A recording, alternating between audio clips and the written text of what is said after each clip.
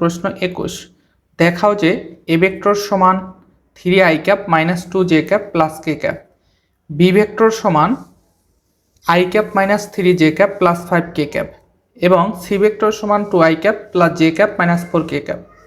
Vector তিনটি একটি সমকোণী ত্রিভুজ গঠন করে। অর্থাৎ এই যে ভেক্টর তিনটা, এই তিনটা ভেক্টর একটা সমকোণী ত্রিভুজ গঠন করে, এটা আমাদের দেখাতে হবে। এখন এইটা প্রুফের জন্য আগে এই ভেক্টর তিনটা ত্রিভুজের বাহু নির্দেশ করে কিনা সেটা প্রমাণ করব। সেই জন্য আমাদের ত্রিভুজ বিধি অনুসরণ করে কিনা ভেক্টর তিনটা সেটা প্রুফ করব, দেন তারপরে সমকোণী ত্রিভুজ কিনা সেটা প্রুফ করব। তাহলে ফার্স্টে এই কোশ্চেনটা আমাদের জাতীয় বিশ্ববিদ্যালয়ের অধীনে অনার্সে কখনোই আসেনি, তবে শিক্ষক নিবন্ধন স্কুল পর্যায়ে সপ্তম শিক্ষক নিবন্ধনে এসেছে। তাহলে ফার্স্টে আমরা সলিউশনে কি লিখলাম, দেওয়া আছে এ ভেক্টর, বি ভেক্টর এবং সি ভেক্টর।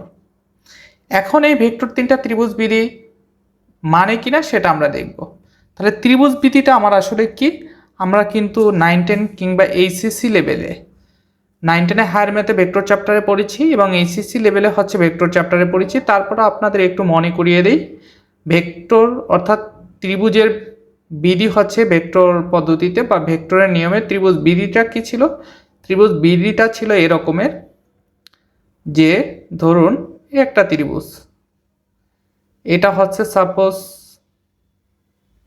এরকমের, এটা ধরুন হচ্ছে বি ভেক্টর, এটা সি ভেক্টর, এটা এ ভেক্টর,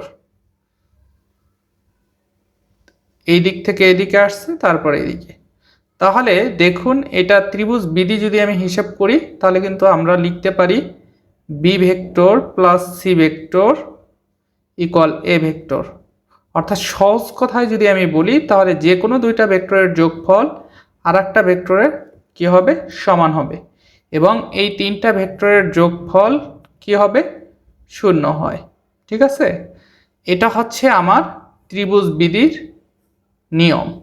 তাহলে এখন এই ভেক্টর তিনটা ত্রিভুজ বিধি মানে কিনা সেই ব্যাপারটা বোঝার জন্য আমাকে কি করতে হবে, যে কোনো দুইটা ভেক্টর আমার কোশ্চেন থেকে দেখতে হবে যে কোনো দুইটা ভেক্টরের যোগফল আর একটা ভেক্টরের সমান হয় কিনা, সেই জিনিসটা আমার ফার্স্টে দেখতে হবে। তাহলে এখানে বি ভেক্টর আছে, এখানে সি ভেক্টর আছে, একটু খেয়াল করুন বি ভেক্টর আর সি ভেক্টর যদি আমরা যোগ করি তাহলে এখানে 2i ক্যাপ, এখানে i ক্যাপ, তাহলে যোগ করলে কি হবে 3i ক্যাপ। এখানে জে ক্যাপ আছে, এখানে -3j ক্যাপ আছে, যোগ করলে কি হবে -2j ক্যাপ। এখানে -4k ক্যাপ আছে, এখানে +5k ক্যাপ আছে, যোগ করলে কি ক্যাপ কি হবে +k ক্যাপ, যেটা এ ভেক্টরের সাথে মিলে যায়। অবশ্যই ভেক্টর তিনটা তাহলে ত্রিভুজ বিধি মেনে চলবে। সুতরাং আমরা বলতে পারি বি ভেক্টর প্লাস সি ভেক্টরকে আমরা যোগ করলে সেটা যে ভেক্টরটা আসে সেটা কার সমান, এ ভেক্টরের সমান। সুতরাং A vector, B vector, C vector ত্রিভুজের তিনটা বাহু নির্দেশ করবে এবং ত্রিভুজ বিধি মেনে চলে। এখন এটা সমকোণী ত্রিভুজ কিনা এটা প্রুফ করার জন্য আমাদের তিনটা কন্ডিশন নিয়ে কাজ করতে হবে। সেই তিনটা কন্ডিশনটা কি, তাহলে এখানে আমার ভেক্টর কয়টা, তিনটা। কি কি, A vector, B vector, C vector. এখন এইখানে A vector dot B vector আমরা করব, তারপরে B vector dot C vector করব, তারপরে C vector dot A vector করব। এই তিনটা ডট গুণন করার পরে যে কোনো একটা ডট গুণনের মান যদি আমার 0 আসে তাহলে অবশ্যই ভেক্টর তিনটা একটা সমকোণী ত্রিভুজ গঠন করবে। এখন কেন, এটার কারণ হচ্ছে আপনি চিন্তা করুন, এটা একটা ভেক্টর, এটা একটা ভেক্টর, তাহলে ধরুন এটা সি ভেক্টর, এটা এ ভেক্টর, তাহলে একটা ভেক্টর আর একটা ভেক্টর এর ওপর যদি লম্ব হয় তাহলে তার ডট গুণন কি হয়, 0 হয়। তার মানে ডট গুণন 0 হওয়া মানে কি, ডট গুণন 0 হওয়া মানে এই বাহুটা আর একটা বাহুটার উপরে কি লম্ব, আর যদি লম্ব হয় তাদের মধ্যবর্তী কোণ কত ডিগ্রি হয়, 90 ডিগ্রি। সুতরাং সেই দৃষ্টিকোণ থেকে আমরা ডট গুণন করলে এই তিনটা কন্ডিশনের যে কোনো একটা 0 আসলে সেই ধরুন এখানে C vector dot A vector এটা 0 আসছে, তার মানে সি ভেক্টর এবং এ ভেক্টরের মধ্যবর্তী কোণ 90 ডিগ্রি। ওই পরিপ্রেক্ষিতে আমরা বলতে পারি এ বি সি ভেক্টর তিনটি দিয়ে একটি সমকোণী ত্রিভুজ গঠন করা সম্ভব। তাহলে আমরা ফার্স্টে A vector dot B vector করব। তাহলে ভেক্টর গুণন আমরা পিছনের লেকচারে আলোচনা করেছি কিভাবে ভেক্টর গুণন করতে হবে। তো তারপরে B vector dot C vector করলাম, দুইটার ক্ষেত্রে A vector dot B vector করে কত আসছে 14 আসছে, সুতরাং নট ইকুয়াল 0, 0 আসে নাই।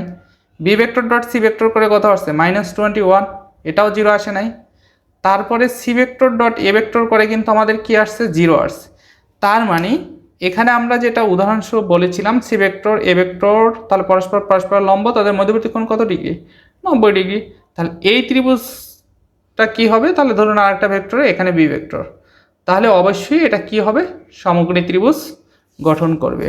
সুতরাং সি ভেক্টর এবং এ ভেক্টর দ্বারা পরস্পর লম্ব এ বি সি ভেক্টর দ্বারা গঠিত ত্রিভুজের একটি কোণ সমকোণ, অর্থাৎ ত্রিভুজটি একটি সমকোণী ত্রিভুজ গঠিত হবে।